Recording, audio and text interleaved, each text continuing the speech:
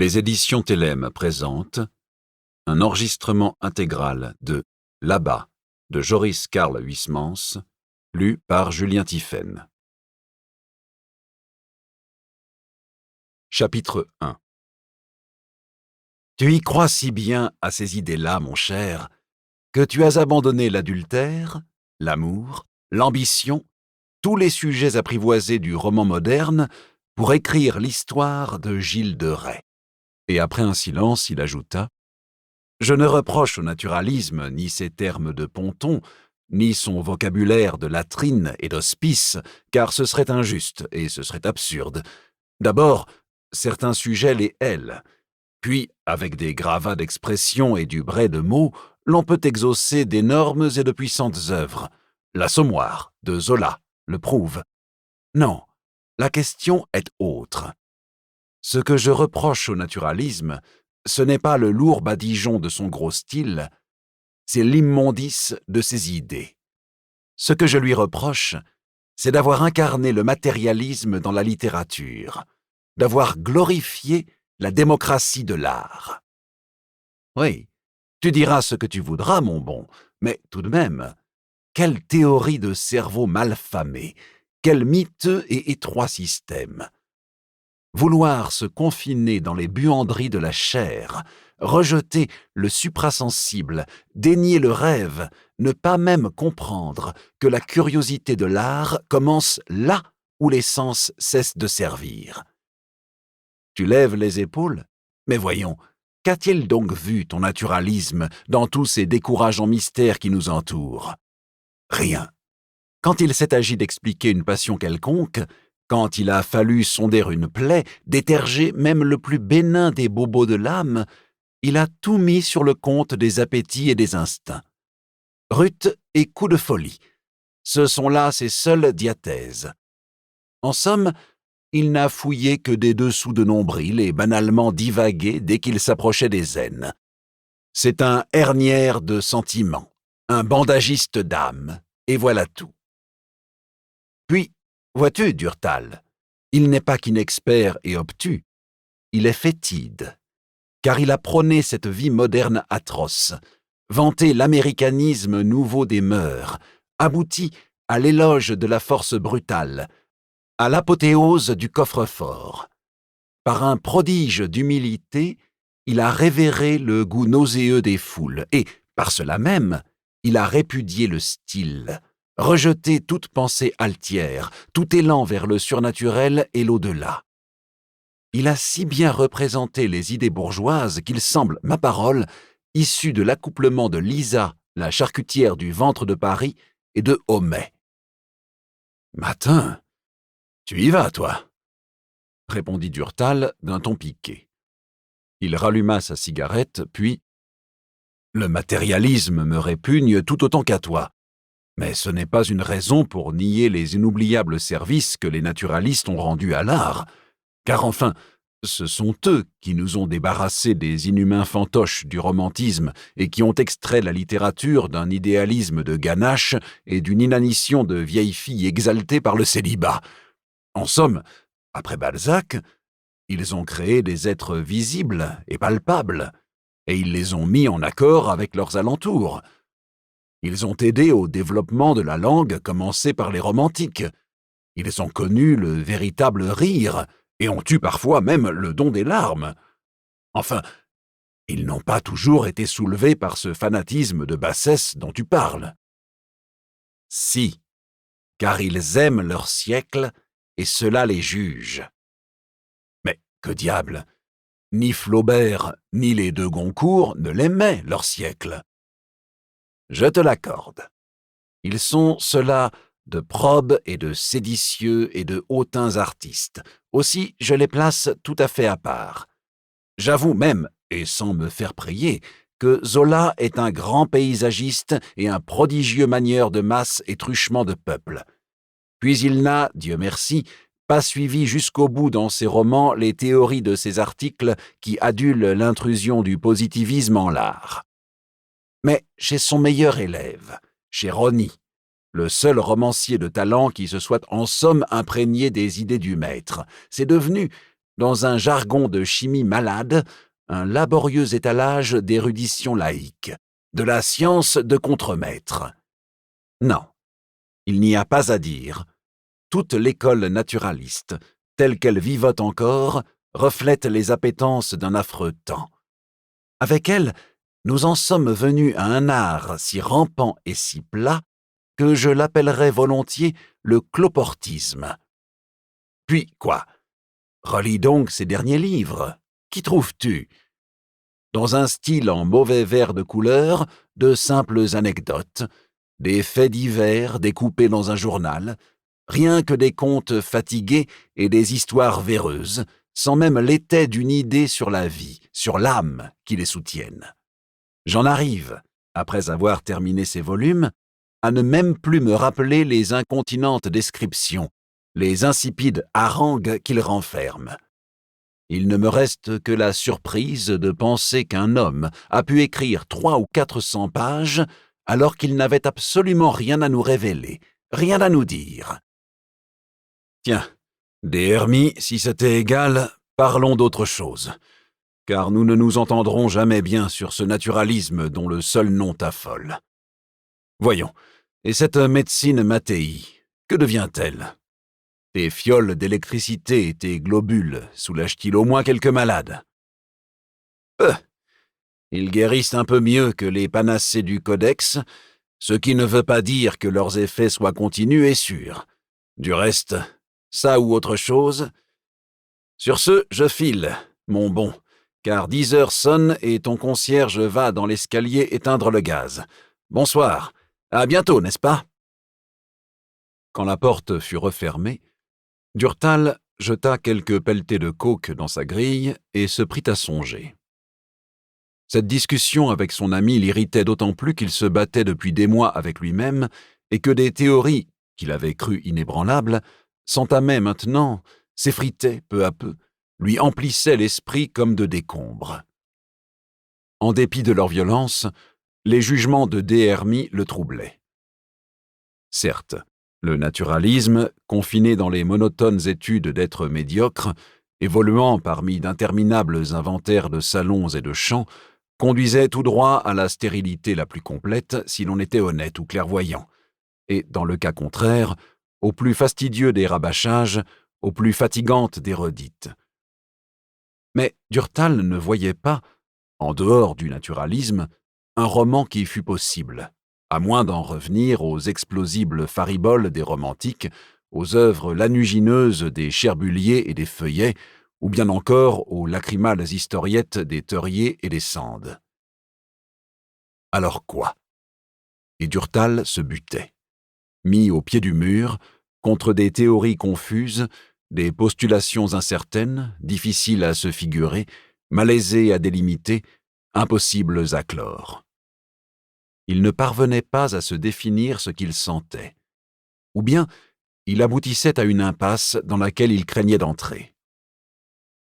Il faudrait, se disait-il, garder la véracité du document, la précision du détail, la langue étoffée et nerveuse du réalisme, mais il faudrait aussi se faire puisatier d'âme et ne pas vouloir expliquer le mystère par les maladies des sens.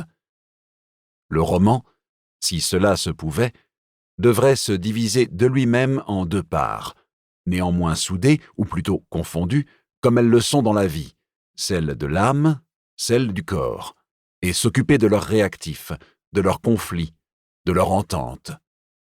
Il faudrait, en un mot, suivre la grande voie si profondément creusée par Zola, mais il serait nécessaire aussi de tracer en l'air un chemin parallèle, une autre route, d'atteindre les en-deçà et les après, de faire, en un mot, un naturalisme spiritualiste.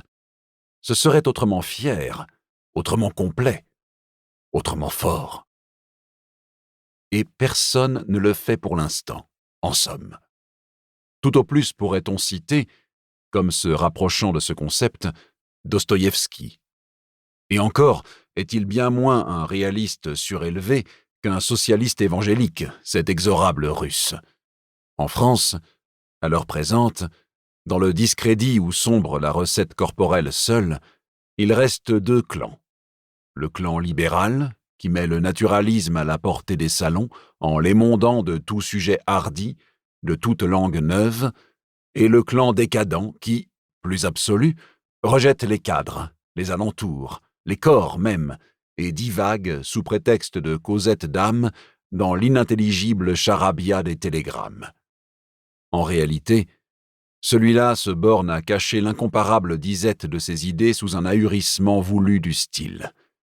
Quant aux orléanistes de la vérité, Durtal ne pouvait songer sans rire aux coriaces et gaminants fatras de ces soi-disant psychologues qui n'avaient jamais exploré un district inconnu de l'esprit, qui n'avaient jamais révélé le moindre coin oublié d'une passion quelconque. Ils se bornaient à jeter dans les juleps de Feuillet et les sels secs de Stendhal. C'étaient des pastilles mi-sel, mi-sucre, de la littérature de Vichy. En somme, ils recommençaient les devoirs de philosophie, les dissertations du collège dans leurs romans, comme si une simple réplique de Balzac, celle, par exemple, qu'il prête au vieil Hulot dans La cousine bête, « Pourrais-je emmener la petite ?» n'éclairait pas autrement un fond d'âme que toutes ces leçons de grands concours. Puis il n'y avait à attendre d'eux aucune envolée, aucun élan vers les ailleurs. Le véritable psychologue du siècle, se disait Durtal, ce n'est pas leur Stendhal, mais bien cet étonnant Hello, dont l'inexpugnable insuccès tient du prodige. Et il arrivait à croire que Des Hermies avait raison. C'était vrai. Il n'y avait plus rien debout dans les lettres en désarroi. Rien, sinon un besoin de surnaturel qui, à défaut d'idées plus élevées, trébuchait de toutes parts, comme il pouvait, dans le spiritisme et dans l'occulte. En s'acculant ainsi à ses pensées, il finissait, pour se rapprocher de cet idéal qu'il voulait quand même joindre, par louvoyer, par bifurquer et s'arrêter à un autre art, à la peinture. Là, il le trouvait pleinement réalisé par les primitifs, cet idéal. Cela avait, dans l'Italie, dans l'Allemagne, dans les Flandres surtout, clamé les blanches ampleurs des âmes saintes. Dans leurs décors authentiques, patiemment certains, des êtres surgissaient en des postures prises sur le vif, d'une réalité subjugante et sûre. Et de ces gens à tête souvent commune, de ces physionomies parfois laides, mais puissamment évoquées dans leurs ensembles, émanaient des joies célestes, des détresses aiguës, des bonasses d'esprit, des cyclones d'âme. Il y avait, en quelque sorte, une transformation de la matière détendue ou comprimée, une échappée hors des sens, sur d'infinis lointains.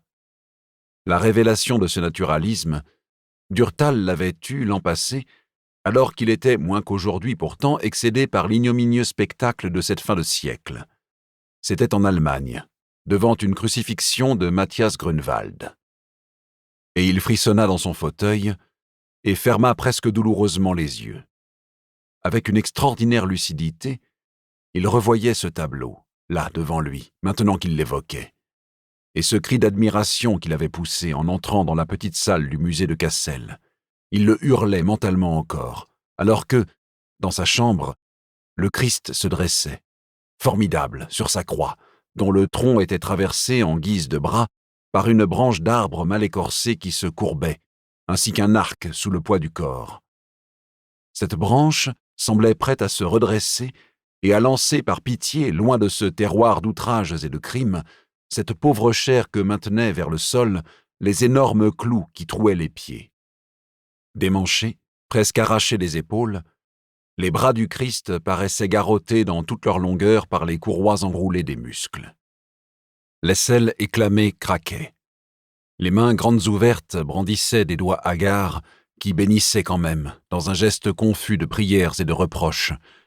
Les pectoraux tremblaient, beurrés par les sueurs. Le torse était rayé de cercles de douve par la cage divulguée des côtes. Les chairs gonflaient, salpêtrées et bleuies, persillées de morsures de puces, mouchetées comme de coups d'aiguille par les pointes des verges qui, brisées sous la peau, la dardaient encore, çà et là, des chardes. L'heure des sanies était venue. La plaie fluviale du flanc ruisselait plus épaisse, inondait la hanche d'un sang pareil au jus foncé des murs. des sérosités rosâtres, des petits laits, des os semblables à des vins de Moselle gris, suintaient de la poitrine, trempaient le bas-ventre au-dessous duquel ondulait le panneau bouillonné d'un linge. Puis, les genoux rapprochés de force heurtaient leurs rotules, et les jambes tordues s'évidaient jusqu'aux pieds qui, ramenés l'un sur l'autre, s'allongeaient, poussaient en pleine putréfaction, verdissaient dans des flots de sang. Ces pieds spongieux et caillés étaient horribles. La chair bourgeonnait, remontait sur la tête du clou et leurs doigts crispés contredisaient le geste implorant des mains, maudissaient, griffaient presque, avec la corne bleue de leurs ongles, l'ocre du sol chargé de fer, pareil aux terres empourprées de la Thuringe. Au-dessus de ce cadavre en éruption, la tête apparaissait, tumultueuse et énorme, cerclée d'une couronne désordonnée d'épines. Elle pendait, exténuée, entr'ouvrait à peine un œil hâve, où frissonnait encore un regard de douleur et d'effroi. La face était montueuse, le front démantelé, les joues taries. Tous les traits renversés pleuraient, tandis que la bouche descellée riait avec sa mâchoire contractée par des secousses tétaniques, atroces. Le supplice avait été épouvantable. L'agonie avait terrifié l'allégresse des bourreaux en fuite. Maintenant, dans le ciel d'un bleu de nuit, la croix paraissait se tasser, très basse, presque au ras du sol, veillée par deux figures qui se tenaient de chaque côté du Christ. L'une, la Vierge, coiffée d'un capuce d'un rose de sang céreux, tombant en des ondes pressées sur une robe d'azur là à longs plis, la Vierge rigide et pâle, bouffie de larmes qui, les yeux fixes, sanglote en s'enfonçant les ongles dans les doigts des mains. L'autre, Saint Jean, une sorte de vagabond, de rustre basané de la Souabe, à la haute stature, à la barbe frisottée en de petits copeaux, vêtu d'étoffes à larges pans, comme taillées dans de l'écorce d'arbre, d'une robe écarlate, d'un manteau jaune chamoisé, dont la doublure, retroussée près des manches, tournait au vert fiévreux des citrons pas mûrs. Épuisé de pleurs, mais plus résistant que Marie brisée et rejetée quand même debout, il joint les mains en un élan, s'exauce vers ce cadavre qu'il contemple de ses yeux rouges et fumeux, et il suffoque et crie, en silence, dans le tumulte de sa gorge sourde. Ah, devant ce calvaire barbouillé de sang et brouillé de larmes, l'on était loin de ces débonnaires Golgotha que, depuis la Renaissance, l'Église adopte. Ce Christ au tétanos n'était pas le Christ des riches, l'Adonis de Galilée, le belâtre bien portant, le joli garçon aux mèches rousses, à la barbe divisée, aux traits chevalins et fades que depuis 400 ans les fidèles adorent. Celui-là, c'était le Christ de Saint Justin, de Saint Basile, de Saint Cyril, de Tertullien, le Christ des premiers siècles de l'Église, le Christ vulgaire, laid, parce qu'il assuma toute la somme des péchés et qu'il revêtit par humilité les formes les plus abjectes. C'était le Christ des pauvres, celui qui s'était assimilé aux plus misérables de ceux qu'il venait racheter, aux disgraciés et aux mendiants, à tous ceux sur la laideur ou l'indigence desquels s'acharne la lâcheté de l'homme, et c'était aussi le plus humain des Christs. Un Christ à la chair triste et faible, abandonné par le Père qui n'était intervenu que lorsqu'aucune douleur nouvelle n'était possible. Le Christ assisté seulement de sa mère qu'il avait dû, ainsi que tous ceux que l'on torture, appeler dans des cris d'enfant. De sa mère, impuissante alors, et inutile. Par une dernière humilité sans doute, il avait supporté que la passion ne dépassât point l'envergure permise au sens, et obéissant à d'incompréhensibles ordres, il avait accepté que sa divinité fût comme interrompue depuis les soufflets et les coups de verge, les insultes et les crachats, depuis toutes ces maraudes de la souffrance jusqu'aux effroyables douleurs d'une agonie sans fin. Il avait ainsi pu mieux souffrir, râler, crever ainsi qu'un bandit, ainsi qu'un chien, salement, bassement, en allant dans cette déchéance jusqu'au bout, jusqu'à l'ignominie de la pourriture, jusqu'à la dernière avanie du pu. Certes, jamais le naturalisme ne s'était encore évadé dans des sujets pareils. Jamais peintre n'avait brassé de la sorte le charnier divin et si brutalement trempé son pinceau dans les plaques des humeurs et dans les godets sanguinolents des trous. C'était excessif, et c'était terrible. Grunewald était le plus forcené des réalistes. Mais à regarder de ce rédempteur de vadrouille, ce dieu de morgue, cela changeait. De cette tête ulcérée filtraient des lueurs. Une expression surhumaine illuminait l'effervescence des chairs, l'éclampsie des traits. Cette charogne éployée était celle d'un dieu, et sans auréole, sans nimbe, dans le simple accoutrement de cette couronne ébouriffée, semée de grains rouges par des points de sang, Jésus apparaissait, dans sa céleste superessence, entre la Vierge foudroyée, ivre de pleurs, et le Saint Jean, dont les yeux calcinés ne parvenaient plus à fondre des larmes. Ces visages, d'abord si vulgaires, resplendissaient, transfigurés par des excès d'âme inouïs. Il n'y avait plus de brigands, plus de pauvresse, plus de rustres, mais des êtres supraterrestres auprès d'un dieu. Grunewald était le plus forcené des idéalistes. Jamais peintre n'avait si magnifiquement exalté l'altitude et si résolument bondi de la cime de l'âme dans l'orbe éperdu d'un ciel. Il était allé aux deux extrêmes, et il avait, d'une triomphale ordure, extrait les menthes les plus fines des dilections, les essences les plus acérées des pleurs. Dans cette toile se révélait le chef-d'œuvre de l'art acculé, sommé de rendre l'invisible et le tangible, de manifester l'immondice éplorée du corps, de sublimer la détresse infinie de l'âme. Non, cela n'avait d'équivalent dans aucune langue. En littérature, certaines pages d'Anne Emmerich sur la passion se rapprochaient, mais atténuées, de cet idéal de réalisme surnaturel et de vie véridique et exurgée.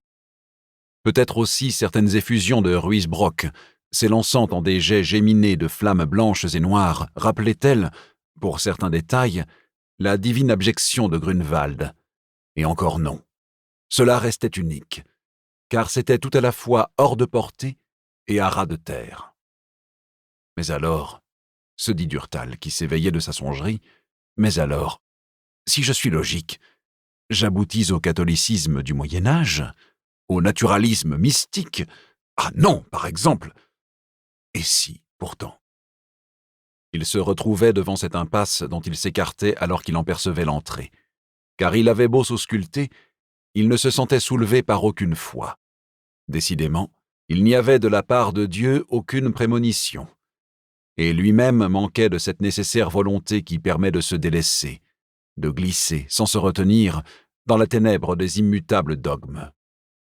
Par instants, après certaines lectures, alors que le dégoût de la vie ambiante s'accentuait, il enviait des heures lénitives au fond d'un cloître, des somnolences de prières éparses dans des fumées d'encens, des épuisements d'idées voguant à la dérive dans le chant des psaumes.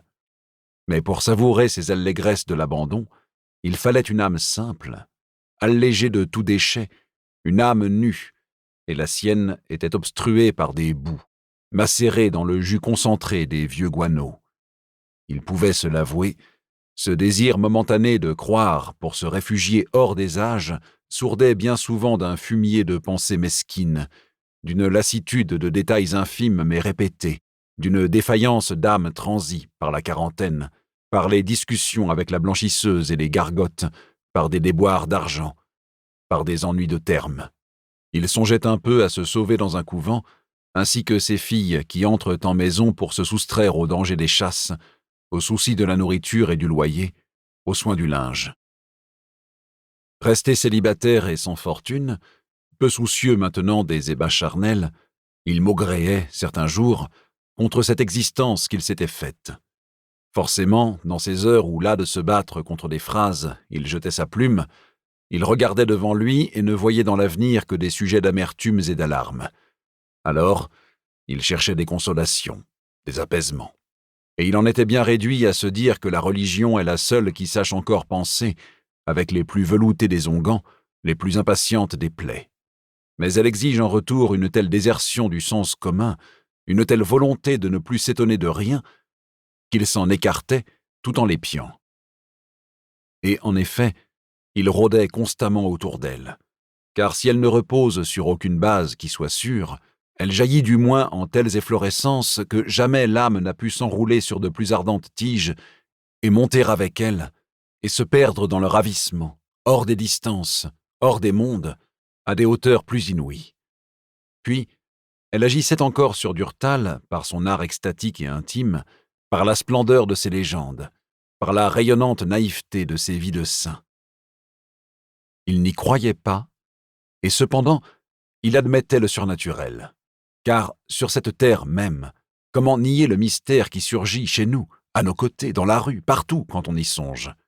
Il était vraiment trop facile de rejeter les relations invisibles, extra-humaines, de mettre sur le compte du hasard qui est, lui-même d'ailleurs indéchiffrable, les événements imprévus, les déveines et les chances. Des rencontres ne décidaient-elles pas souvent de toute la vie d'un homme? Qu'était l'amour? Les influences incompréhensibles et pourtant formelles? Enfin, la plus désarçonnante des énigmes n'était-elle pas encore celle de l'argent? Car enfin, on se trouvait là en face d'une loi primordiale, d'une loi organique atroce, édictée et appliquée depuis que le monde existe. Ces règles sont continues et toujours nettes. L'argent s'attire lui-même, cherche à s'agglomérer aux mêmes endroits, va de préférence aux scélérats et aux médiocres.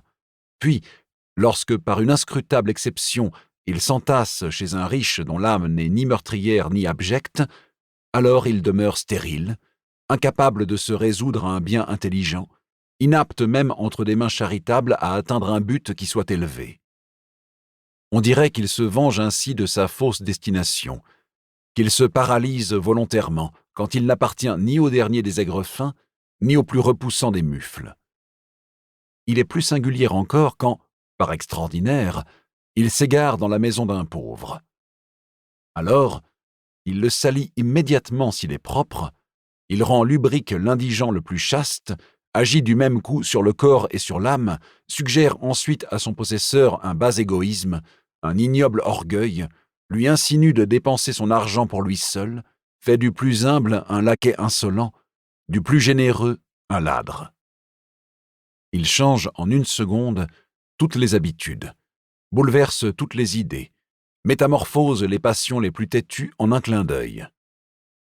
Il est l'aliment le plus nutritif des importants péchés, et il en est, en quelque sorte aussi, le vigilant comptable. S'il permet à un détenteur de s'oublier, de faire l'aumône, d'obliger un pauvre, aussitôt, il suscite la haine du bienfait à ce pauvre.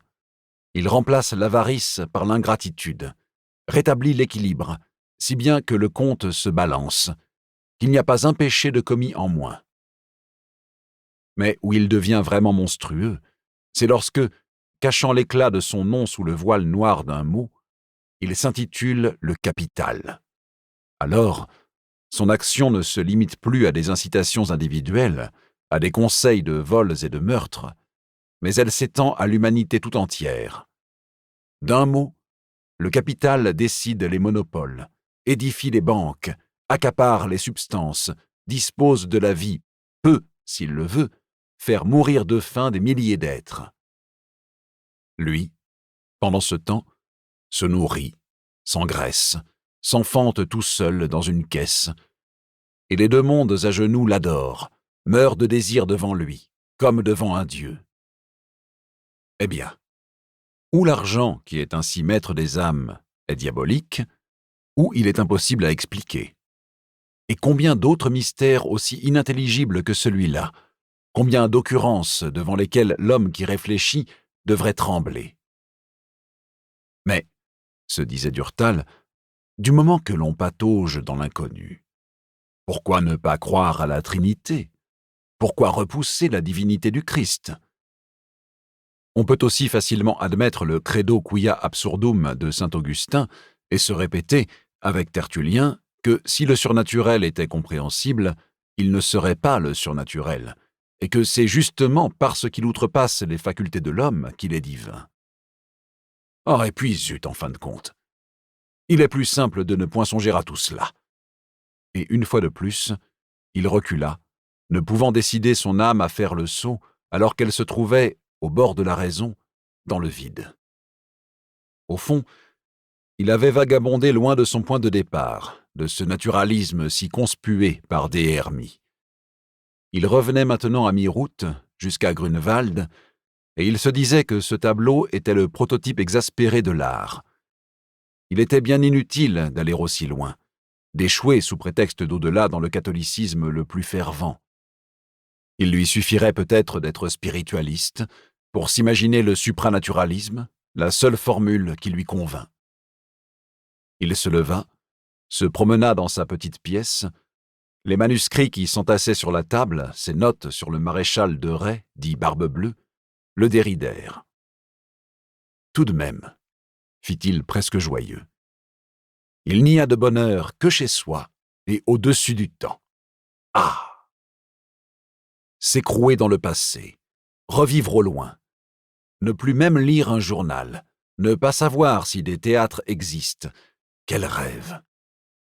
Et que ce Barbe-Bleue m'intéresse plus que l'épicier du coin, que tous ces comparses d'une époque qu'allégorise si parfaitement le garçon de café qui, pour s'enrichir en de justes noces, viole la fille de son patron, la bécasse, comme il la nomme. Ça et le lit, ajouta-t-il en souriant, car il voyait son chat, bête très bien informée des heures, le regarder avec inquiétude, le rappeler à de mutuelles convenances en lui reprochant de ne pas préparer la couche. Il arrangea les oreillers, ouvrit la couverture et le chat sauta sur le pied du lit, mais resta assis, la queue ramenée sur ses deux pattes, attendant que son maître se fût étendu pour piétiner la place et faire son creux. Chapitre 2. Durtal avait cessé, depuis près de 2 années, de fréquenter le monde des lettres. Les livres d'abord, puis les racontars des journaux, les souvenirs des uns, les mémoires des autres, s'évertuaient à représenter ce monde comme le diocèse de l'intelligence, comme le plus spirituel des patriciats. À les en croire, l'esprit fusait en baguettes d'artifice et les réparties les plus stimulantes crépitaient dans ces réunions. Durtal s'expliquait mal la persistance de cette antienne, car il jugeait par expérience que les littérateurs se divisaient à l'heure actuelle en 2 groupes, le premier composé de cupides bourgeois, le second d'abominables mufles. Les uns, en effet, étaient les gens choyés du public, tarés par conséquent, mais arrivés. Affamés de considération, ils singeaient le haut négoce, se délectaient au dîner de gala, donnaient des soirées en habit noir, ne parlaient que de droits d'auteur et d'édition, s'entretenaient de pièces de théâtre, faisaient sonner l'argent. Les autres clapotaient en troupe dans les bas-fonds. C'était la racaille des estaminets, le résidu des brasseries. Tout en s'exécrant, ils se criaient leurs œuvres, publiaient leur génie, s'extravasaient sur les banquettes et, gorgés de bière, rendaient du fiel. Aucun milieu autre n'existait. Il devenait singulièrement rare, le coin intime où l'on pouvait, à quelques artistes, causer à l'aise, sans promiscuité de cabarets et de salons, sans arrière-pensée de traîtrise et de dol, où l'on pouvait ne s'occuper que d'art, à l'abri des femmes. Dans ce monde des lettres, en somme, aucune aristocratie d'âme, aucune vue qui fût effarante, aucune pente d'esprit qui fût et rapide et secrète. C'était la conversation habituelle de la rue du Sentier ou de la rue Cujas. Sachant par expérience aussi qu'aucune amitié n'est possible avec des cormorans, toujours à l'affût d'une proie à dépecer, il avait rompu des relations qui l'eussent obligé à devenir ou fripouille ou dupe. Puis, à vrai dire, il n'y avait plus rien qui le liât à ses confrères. Jadis, alors qu'il acceptait les déficits du naturalisme, ses nouvelles étoupées, ses romans sans porte et sans fenêtre, il pouvait encore discuter d'esthétique avec eux. Mais maintenant... Au fond, prétendaient des Hermies, il y a toujours eu entre toi et les autres réalistes une telle différence d'idées qu'un accord péremptoire ne pouvait durer. Tu exècres ton temps et eux l'adorent. Tout est là. Fatalement, tu devais, un jour, fuir ce territoire américain de l'art et chercher, au loin, une région plus aérée et moins plane. Dans tous tes livres, tu es constamment tombé à bras raccourcis sur cette queue de siècle. Mais, dame, On se lasse, à la longue, de taper sur du mou qui s'affaisse et se relève. Tu devais reprendre haleine et t'asseoir dans une autre époque, en attendant d'y découvrir un sujet à traiter qui te plut. Cela explique bien facilement ton désarroi spirituel pendant des mois et cette santé qui t'est subitement revenue lorsque tu t'es emballé sur Gilles de Rais. Et c'était vrai. Des Hermies avait vu juste. Le jour où Durtal s'était plongé dans l'effrayante et délicieuse fin du Moyen-Âge, il s'était senti renaître. Il commença de vivre dans le pacifiant mépris des alentours, s'organisa une existence loin du brouhaha des lettres, se cloîtra mentalement, pour tout dire, dans le château de Tiffauges, auprès de Barbe-Bleue, et il vécut en parfait accord, presque en coquetterie, avec ce monstre. L'histoire supplanta chez lui le roman, dont l'affabulation, ficelée dans des chapitres, empaquetés à la grosse, forcément banale et convenue, le blessait. Et cependant, l'histoire ne semblait être qu'un pis-aller, car il ne croyait pas à la réalité de cette science. Les événements, se disait-il, ne sont pour un homme de talent qu'un tremplin d'idées et de style, puisque tous se mitigent ou s'aggravent suivant les besoins d'une cause ou selon le tempérament de l'écrivain qui les manie. Quant aux documents qui les étayent, c'est pis encore, car aucun d'eux n'est irréductible et tous sont révisables. S'ils ne sont pas apocryphes, d'autres, non moins certains, se déterrent plus tard qui les controuvent, en attendant qu'eux-mêmes soient démonétisés par l'exhumation d'archives non moins sûres. À l'heure actuelle, dans le raclage têtu des vieux cartons, l'histoire ne sert plus qu'à étancher les soifs littéraires des hobereaux qui préparent ces rillettes de tiroir auxquelles l'Institut décerne, en salivant, ses médailles d'honneur et ses grands prix. Pour Durtal, l'histoire était donc le plus solennel des mensonges, le plus enfantin des leurs. L'antique Clio ne pouvait être représenté, selon lui, qu'avec une tête de sphinx, parée de favoris en nageoire et coiffée d'un bourrelet de mioche. La vérité, c'est que l'exactitude est impossible, se disait-il. Comment pénétrer dans les événements du Moyen-Âge alors que personne n'est seulement à même d'expliquer les épisodes les plus récents, les dessous de la Révolution, les pilotis de la Commune, par exemple. Il ne reste donc qu'à se fabriquer sa vision, s'imaginer avec soi-même les créatures d'un autre temps, s'incarner en elles, endosser, si l'on peut, l'apparence de leur défroque, se forger enfin, avec des détails adroitement triés, de fallacieux ensembles. C'est ce que Michelet a fait, en somme. Et bien que cette vieille énervée ait singulièrement vagabondé dans les hors-d'œuvre, s'arrêtant devant des riens, délirant doucement en des anecdotes qu'elle enflait et déclarait immenses, dès que ses accès de sentiment et ses crises de chauvinisme brouillaient la possibilité de ses présomptions, alitaient la santé de ses conjectures, elle était néanmoins la seule, en France, qui eût plané au-dessus des siècles et plongé de haut dans l'obscur défilé des vieux récits. Hystérique et bavarde, impudente et intime, son histoire de France était cependant, à certains endroits, soulevée par le vent du large. Ses personnages vivaient, sortaient de ces limbes où les inhument les cinéraires annats de ses confrères. Peu importait dès lors que Michelet eût été le moins véridique des historiens, puisqu'il en était le plus personnel et le plus artiste. Quant aux autres, ils furetaient maintenant dans les paperasses, se bornaient à piquer sur leurs plaques de liège des faits divers. À la suite de M. Taine, ils gommaient des notes, les collaient les unes à la suite des autres, ne gardaient, bien entendu, que celles qui pouvaient soutenir la fantaisie de leur conte. Ces gens-là se défendaient de toute imagination, de tout enthousiasme, prétendaient ne rien inventer, ce qui était vrai, mais ils n'en maquillaient pas moins, par la sélection de leurs documents, l'histoire. Et puis, comme leur système était simple, on découvrait que tel événement s'était passé en France dans quelques communes et l'on concluait aussitôt que tout le pays pensait, vivait de telle façon, à tel jour de telle année, à telle heure. Ils étaient non moins que Michelet de valeureux faussaires, mais ils n'avaient ni son empan ni ses visions.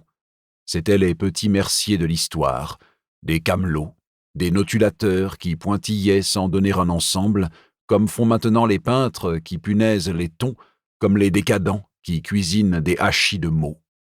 Et c'est bien autre chose encore lorsqu'il s'agit des biographes, se disait Durtal.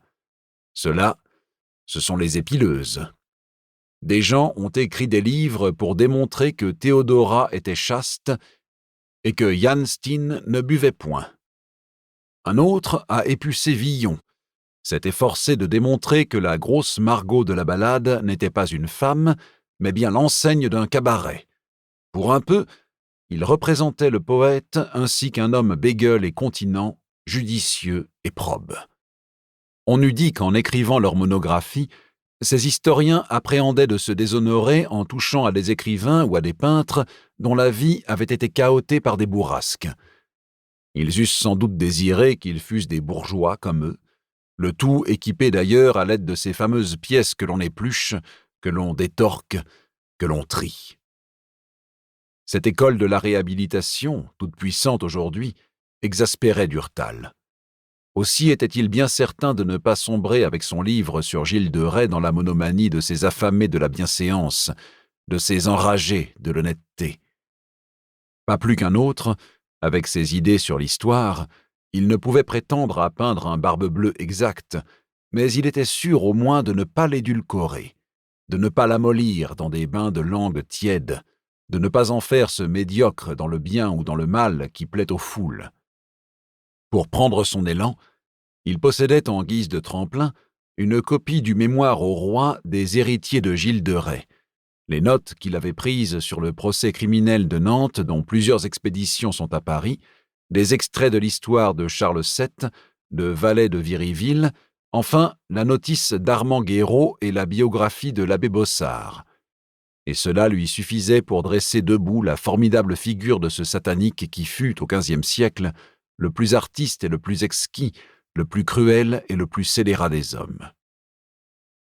Une seule personne était au courant de son projet de livre, Des Hermies, qu'il voyait maintenant presque tous les jours.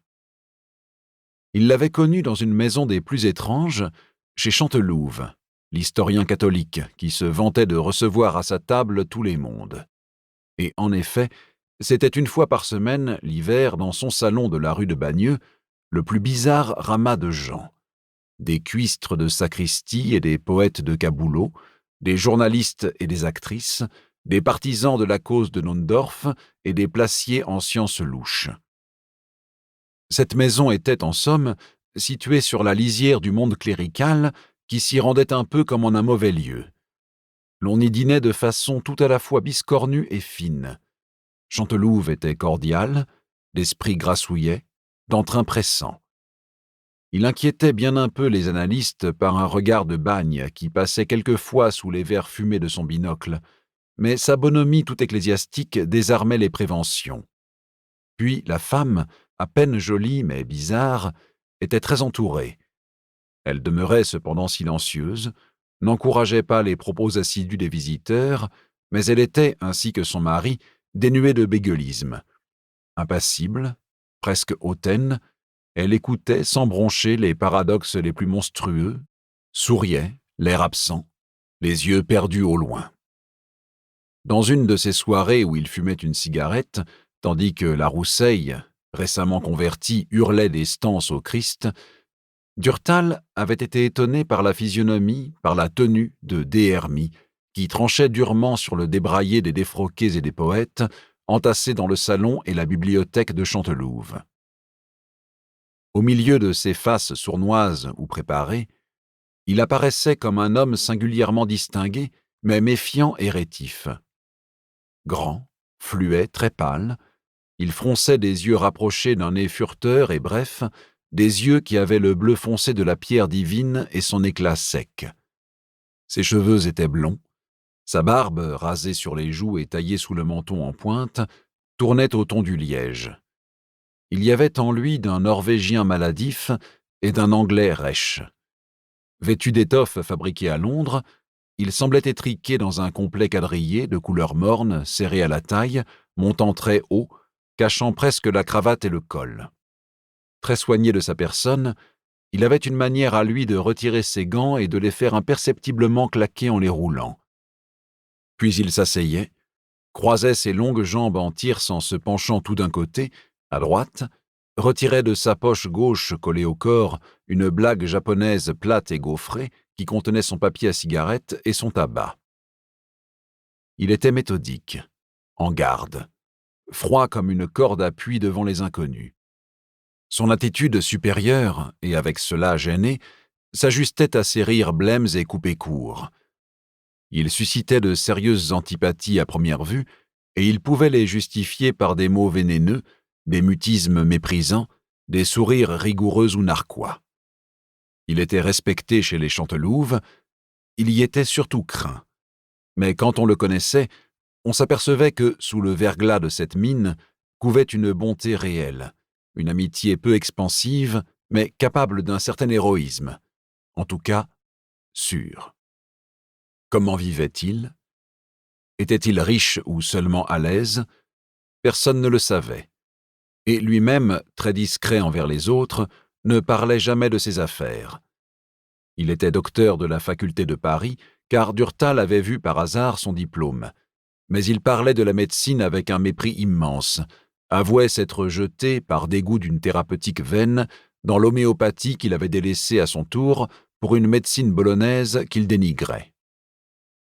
À certains moments, Durtal ne pouvait douter que Des Hermies n'eût pratiqué la littérature, car il la jugeait avec la certitude d'un homme du métier, démontait la stratégie des procédés, dévissait le style le plus abstru avec l'adresse d'un expert qui connaît, en cet art, les plus compliqués des trucs. À Durtal, qui lui reprochait un jour, en riant, de cacher ses œuvres, il répondait avec une certaine mélancolie « Je me suis châtré l'âme à tant d'un bas instinct, celui du plagiat. J'aurais pu faire du Flaubert, aussi bien sinon mieux que tous les regrattiers qui le débitent, mais à quoi bon? J'ai préféré phraser des médicaments occultes à des doses rares.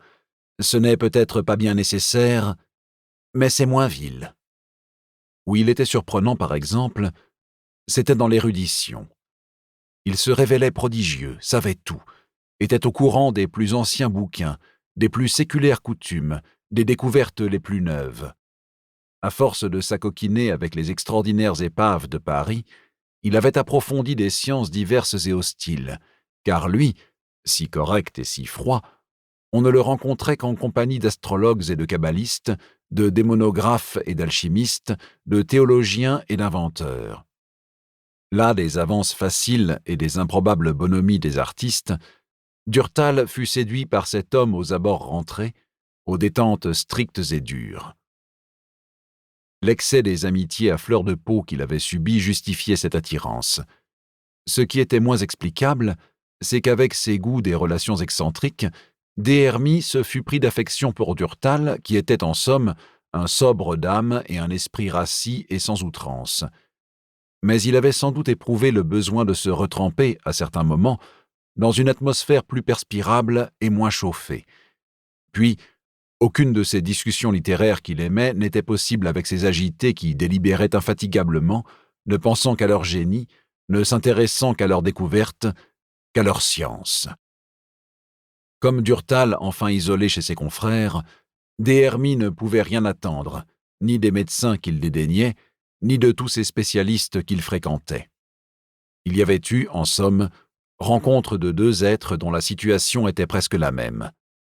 Mais cette liaison, qui, d'abord restreinte et longtemps demeurée sur la défensive, venait enfin de se resserrer dans le tutoiement et de s'affermir, avait été surtout avantageuse pour Durtal. En effet, sa famille était depuis longtemps morte et ses amis de jeunesse étaient mariés ou perdus. Depuis son départ du monde des lettres, il était réduit à la solitude la plus complète. Des Hermies dénoua son existence qui, repliée sur elle-même, s'ankylosait dans l'isolement. Il lui renouvela sa provision de sensations, lui fit faire peau neuve d'amitié, l'emmena chez l'un de ses amis qu'en effet Durtal devait aimer. Des Hermies, qui parlait souvent de cet ami, finit par dire un jour « Il faudra pourtant que je te le fasse connaître. Il aime tes livres que je lui ai prêtés et il t'attend, Toi qui me reproches de ne me plaire qu'avec des natures cocasses ou obscures, tu verras en Carhaix un homme presque unique. C'est le catholique intelligent et sans cafardise, le pauvre sans envie et sans haine. Chapitre 3. Durtal était dans la situation d'un grand nombre de célibataires qui font nettoyer leur ménage par un concierge. Ceux-là seuls peuvent savoir combien des lampes d'un faible tonnage absorbent de pleines burettes d'huile et combien une bouteille de cognac pâlit et s'épuise sans diminuer. Ils savent aussi que le lit, d'abord hospitalier, se fait insociable tant le concierge respecte ses moindres plis. Ils apprennent enfin qu'il faut se résigner à toujours nettoyer son verre si l'on a soif, à toujours réédifier son feu si l'on a froid. Le concierge de Durtal était un vieillard à moustache, dont la chaude haleine exhalait le puissant arôme du 3-6. C'était un homme indolent et placide, qui opposait une incontinence d'inertie aux objurgations de Durtal, déclarant que son ménage devait être terminé tous les matins à la même heure. Les menaces, les suppressions de pourboires, les injures, les prières avaient échoué. Le père Rateau soulevait sa casquette, se grattait les cheveux, promettait sur un ton ému de s'amender, et, le lendemain, venait plus tard. « Quel animal !» gémissait Durtal ce jour-là. Il regardait sa montre au moment où une clé tournait dans la serrure, et une fois de plus, il constatait que le concierge arrivait dans l'après-midi, après 3 heures. Il allait falloir subir le vacarme de cet homme qui, somnolent et pacifique dans sa loge, devenait terrible, un balai au poing. Des allures martiales, des instincts guerriers se révélaient subitement chez ce sédentaire assoupi, dès l'aube, dans la vapeur tiède des mirotons. Il se muait en un insurgé qui montait à l'assaut du lit, chambardait les chaises, jonglait avec les cadres, bouleversait les tables, cognait le pot à eau et la cuvette, traînait, ainsi que des vaincus par les cheveux, les brodequins de Durtal par leurs lacets, enlevait le logis comme une barricade, plantait en guise de drapeau son torchon dans un nuage de poudre sur les meubles morts. Durtal se réfugiait alors dans celle de ces pièces qu'il n'attaquait point. Ce jour-là, il dut abandonner son cabinet de travail dans lequel Rateau commençait la lutte et s'enfuir dans sa chambre à coucher. De là, il apercevait encore, par la portière laissée ouverte, le dos de l'ennemi qui, un plumeau au-dessus de la tête, coiffé comme d'une couronne de Mohican, entamait la danse du scalp autour d'une table. « Si je savais seulement l'heure à laquelle monte cette buse, ce que je m'arrangerais pour être sorti !» se disait-il en grinçant des dents, car maintenant Rateau empoignait ses outils de frotteur et ratissait le parquet et sautait à cloche-pied et patinait sur une brosse en rugissant. Victorieux, en âge, il apparut dans le cadre de la porte et s'avança pour réduire la chambre où se trouvait Durtal. Celui-ci dut rentrer dans le cabinet pacifié, avec son chat qui, crispé par ce bruit, suivait son maître pas à pas et revenait, en se frottant le long de ses jambes, dans les pièces à mesure qu'elles étaient libres. Des Hermies sonna sur ses entrefaites. « Je mets mes bottines et nous filons !» s'écria Durtal. « Tiens !» Il passa la main sur la table et la ramena gantée d'une mitaine grise. « Regarde, cette brute-là secoue tout, se bat contre on ne sait quoi et le résultat le voici. Il y a encore plus de poussière qu'avant lorsqu'il est parti. » « Bah !» fit des Hermies. « Mais c'est très bon, la poussière. Outre qu'elle a un goût de très anciens biscuits et une odeur fanée de très vieux livres, elle est le velours fluide des choses, la pluie fine mais sèche qui anémie les teintes excessives et les tons bruts. Elle est aussi la pelure d'abandon, le voile d'oubli. Qui donc peut la détester, sinon certaines personnes au sort lamentable desquelles tu devrais quelquefois penser? T'imagines-tu, en effet, la vie des gens qui demeurent à Paris, dans un passage? Tiens, figure-toi un phthisique qui crache le sang et s'étrangle dans une chambre située à un premier étage sous les vitres en dos d'âne d'un passage. Celui des panoramas, par exemple. La fenêtre est ouverte, il monte de la poussière saturée de tabac refroidi et de sueur tiède.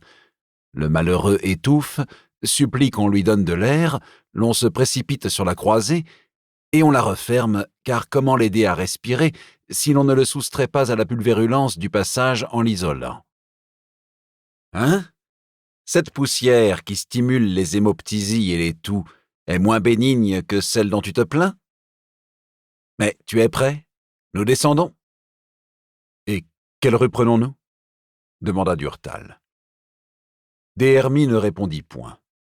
Ils quittèrent la rue du Regard, où demeurait Durtal, descendirent la rue du Cherche-Midi jusqu'à la Croix-Rouge. « Allons jusqu'à la place Saint-Sulpice, » dit Des Hermies. Et après un silence, « En fait de poussière, considéré alors comme rappel des origines et souvenances des fins, sais-tu qu'après notre mort, nos charognes sont dépecées par des vers différents suivant qu'elles sont obèses ou qu'elles sont maigres. Dans les cadavres des gens gras, l'on trouve une sorte de larve, les rhizophages. Dans les cadavres des gens secs, l'on ne découvre que des phorasses. Ceux-là sont évidemment les aristos de la vermine, les vers ascétiques qui méprisent les repas plantureux, dédaignent le carnage des copieuses mamelles et le ragoût des bons gros ventres. Dire qu'il n'y a même pas d'égalité parfaite dans la façon dont les larves préparent la poudre mortuaire de chacun de nous. À propos, c'est ici que nous nous arrêtons, mon cher. Ils étaient arrivés au coin de la rue Férou et de la place. Durtal leva le nez et sur un porche ouvert dans le flanc de l'église Saint-Sulpice, il lut cette pancarte « On peut visiter les tours ». « Montons », fit Des Hermies. « Pourquoi faire? Par ce temps ?» Et Durtal désigna du doigt des nuages noirs qui fuyaient, tels que des fumées d'usine dans un firmament limoneux, si bas que les tuyaux en fer blanc des cheminées semblaient entrer dedans et le créneler, au-dessus des toits, d'entailles claires. Outre que je n'ai pas envie de tenter l'escalade d'une série désordonnée de marches, que veux-tu examiner là-haut? Il bruine et la nuit tombe. Non, par exemple. Qu'est-ce que cela te fait de te promener là ou autre part? Viens, je t'assure que tu verras des choses dont tu ne te doutes guère. Enfin, tu as un but? Oui. Il fallait donc le dire. Et, à la suite de Des Hermies, il s'engouffra sous le porche. Un petit fumignon d'essence, pendu à un clou, éclairait au fond du caveau une porte. C'était l'entrée des tours. Longtemps, ils grimpèrent dans les ténèbres d'un escalier en pas de vis. Durtal se demandait si le gardien n'avait pas délaissé son poste, quand une lueur rougeoya sur le tournant du mur, et ils se heurtèrent en pivotant contre un quinquet devant une porte. Des Hermies tira un cordon de sonnette. La porte disparut. Ils avaient au-dessus d'eux, à la hauteur de la tête sur des marches, les pieds éclairés d'une personne perdue dans l'ombre.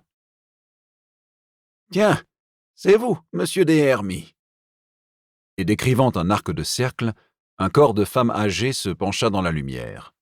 « Eh bien, c'est Louis qui sera content de vous voir. »« Et il est là ?» fit Des Hermies qui serra la main de cette femme. « Il est dans la tour. Mais vous ne vous reposez pas un peu? »« Non, en descendant, si vous le voulez bien. »« Alors, montez jusqu'à ce que vous aperceviez une porte à claire-voie. Oh, que je suis bête, vous le savez aussi bien que moi. Mais oui, à tout à l'heure. Que je vous présente en passant mon ami Durtal. » Durtal s'inclina, ahuri, dans l'ombre. « Ah, monsieur, Louis qui désirait tant faire votre connaissance, comme cela se trouve. »« Où me mène-t-il » se disait Durtal qui tâtonnait de nouveau, derrière son ami dans le noir, suivant les courtes lueurs jaillies des barbacanes, retombant dans la nuit, rencontrant, au moment où il se perdait, des filets de jour. Cette ascension ne finissait pas. Ils aboutirent enfin à la porte à barreaux, poussée contre. Ils entrèrent, se trouvèrent sur un rebord de bois au-dessus du vide sur la margelle en planche d'un double puits, l'un creusé sous leurs pieds, l'autre élevé au-dessus d'eux. Des Hermies, qui paraissait être là-dedans chez lui, montra d'un geste les deux abîmes. Durtal regarda. Il était au milieu d'une tour qu'emplissaient, du haut en bas, des madriers énormes en forme d'X, des poutres assemblées, frettées par des barres, boulonnées par des rivets, réunies par des vis grosses comme le poing. Durtal ne voyait personne. Il tourna sur la console, le long du mur, se dirigea vers la lumière qui pénétrait par les auvents inclinés des abassons. Penché sur le précipice, il discernait maintenant sous ses jambes de formidables cloches pendues à des sommiers de chêne blindés de fer, des cloches aux vases de métal sombre, des cloches d'un airain gras, comme huilé, qui absorbaient, sans les réfracter, les rayons du jour. Et au-dessus de sa tête, dans l'abîme d'en haut, en se reculant, il apercevait de nouvelles batteries de cloches. Celles-là frappaient dans leur fonte d'une effigie d'évêque en relief, allumée au-dedans à la pose, à l'endroit usé par le battant, d'une lueur d'or. Rien ne remuait. Mais le vent claquait par les lames couchées des abassons, tourbillonnait dans la cage des bois, hurlait dans la spirale de l'escalier, s'engouffrait dans la cuve retournée des cloches. Soudain, un frôlement d'air, un souffle silencieux de vent moins aigre lui fouetta les joues. Il leva les yeux. Une cloche rabattait la bise, entrait en branle. Et tout à coup, elle sonna, prit son élan, et son battant, semblable à un gigantesque pilon, broya dans le bronze du mortier des sons terribles. La tour tremblait. La margelle sur laquelle il se tenait trépidait comme le plancher d'un train. Un grondement continuel, énorme, roulait, brisé par le fracassant éclat des coups. Il avait beau explorer le plafond de la tour, il ne découvrait personne. Il finit pourtant par entrevoir une jambe lancée dans le vide qui culbutait l'une des deux pédales de bois attachées au bas de chaque cloche, et, se couchant presque sur les madriers, il aperçut enfin le sonneur, retenu par les mains à deux crampons de fer, se balançant au-dessus du gouffre, les yeux au ciel. Durtal fut stupéfié, car jamais il n'avait vu une telle pâleur et une si déconcertante face. Cet homme n'avait pas le ton de cierge des convalescences, ni le ton mat des parfumeuses auxquelles les odeurs ont décoloré le derme. Ce n'était pas encore la chair poussiéreuse, tournée au gris, des porphyriseurs des tabacs comprises. C'était le teint livide, exsangue, des prisonniers au Moyen-Âge. Le teint maintenant ignoré de l'homme interné jusqu'à sa mort dans un cachot pluvieux, dans un noir in-pace, sans air. L'œil était bleu, proéminent, en boule. L'œil à larmes des mystiques. Mais il était singulièrement contredit par une moustache en chien-dent sec de Kaiserlich. Cet homme était tout à la fois dolent et militaire, presque indéfinissable. Il lança un dernier coup de pied sur la pédale de sa cloche et, d'un recul de rein, reprit son équilibre. Il s'essuya le front, sourit à Des Hermies. « Ah bien, dit-il. Vous étiez là. » Il descendit, et lorsqu'il sut le nom de Durtal, sa face s'éclaira. Il lui prit la main. « Vous pouvez dire, monsieur, que vous étiez attendu. Il y a assez longtemps que notre ami vous cache, tout en parlant constamment de vous. Venez, reprit-il d'un ton joyeux, que je vous fasse visiter mon petit domaine. J'ai lu vos livres, il n'est pas possible que vous n'aimiez pas, vous aussi, les cloches. Mais c'est d'un peu plus haut qu'il les faut voir. » Et il sauta dans un escalier, tandis que Des Hermies poussait Durtal devant lui, fermait la marche. Pendant que l'ascension reprenait dans la mèche à vrille, « Mais pourquoi ne m'as-tu pas dit que ton ami Carhaix, car c'est lui, n'est-ce pas, était sonneur ?» demanda Durtal. Des Hermies ne put répondre, car il débouchait à ce moment sous la voûte en pierre de taille de la tour, et Carhaix, s'effaçant, les laissait passer. Ils se trouvaient dans une pièce ronde percée au centre, à leurs pieds, d'un grand trou, cerclé d'une balustrade de fer, corrodée par la cendre orangée des rouilles. En s'approchant, l'œil plongeait jusqu'au fond de l'abîme. C'était la vraie margelle en moellon d'un véritable puits. Et ce puits semblait être en réparation, car l'échafaudage croisé des poutres qui soutenaient les cloches paraissait être dressé, du haut en bas du tube, pour étayer les murs. Approchez sans crainte. Nous espérons que vous avez apprécié cet aperçu. Pour continuer à écouter ce livre audio sur Google Play Livres, utilisez le lien dans la description de la vidéo.